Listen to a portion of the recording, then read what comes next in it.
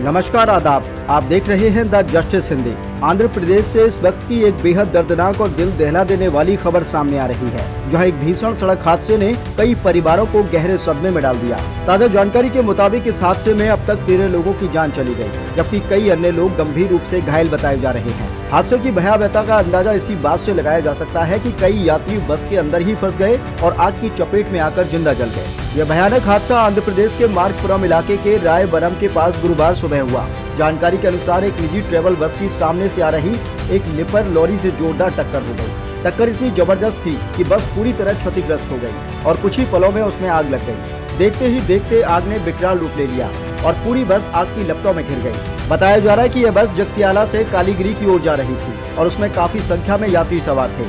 अचानक हुए इस हादसे ने यात्रियों को संभलने का मौका तक नहीं दिया। कई लोग बस के अंदर ही फंस गए और बाहर निकलने का रास्ता नहीं मिल पाया। मौके पर मौजूद लोगों ने तुरंत बचाव कार्य शुरू किया, लेकिन आग इतनी तेज थी कि ज्यादा लोगों को बाहर निकालना संभव नहीं हो सका। मार्गपुरम के डीएसपी हर्षवर्धन राजू ने घटना की पुष्टि करते हुए शुरुआती जांच में तेज टक्कर के कारण ही बस में आग लगने की बात सामने आई है। उन्होंने यह भी कहा कि कई घायलों की हालत बेहद गंभीर है, जिससे मृतकों की संख्या बढ़ने की आशंका बनी हुई है।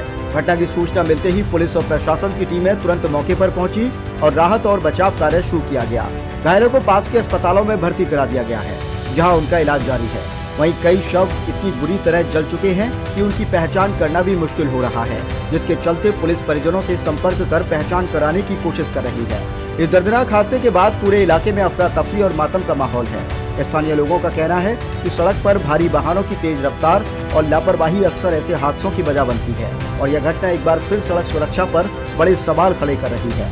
इस बीच देश के प्रधानमंत्री नरेंद्र मोदी ने इस हादसे पर गहरा शोक व्यक्त किया है। उन्होंने प्रधानमंत्री राष्ट्रीय राहत कोष यानी PMNRF से मृतकों के परिजनों को 2-2 लाख रुपए की अनुग्रह राशि देने का ऐलान किया है, जबकि घायलों को 50-50 हजार रुपए की आर्थिक सहायता देने की बात कही। वहीं आंध्र प्रदेश के मुख्यमंत्री एन चंद्रबाबू नायडू ने भी इस घटना पर दुख जताते हुए अधिकारियों को घायलों के बेहतर इलाज के निर्देश दिए हैं और हादसे की विस्तृत जांच के आदेश जारी कर दिए गए हैं।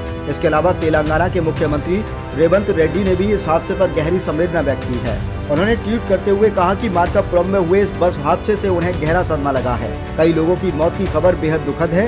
उन्होंने मृतकों के परिवारों के प्रति अपनी संवेदनाएं व्यक्त करते हुए कहा कि तेलंगाना सरकार आंध्र प्रदेश सरकार के साथ मिलकर घायलों को बेहतर चिकित्सा सुविधा उपलब्ध कराने में सहयोग कर रही है।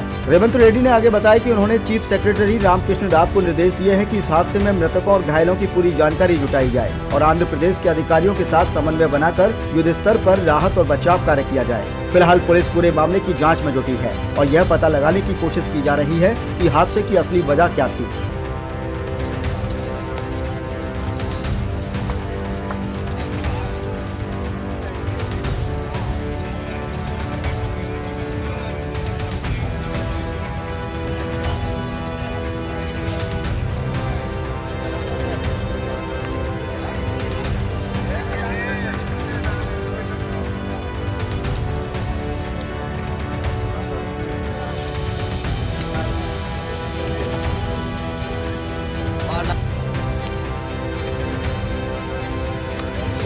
జనాలు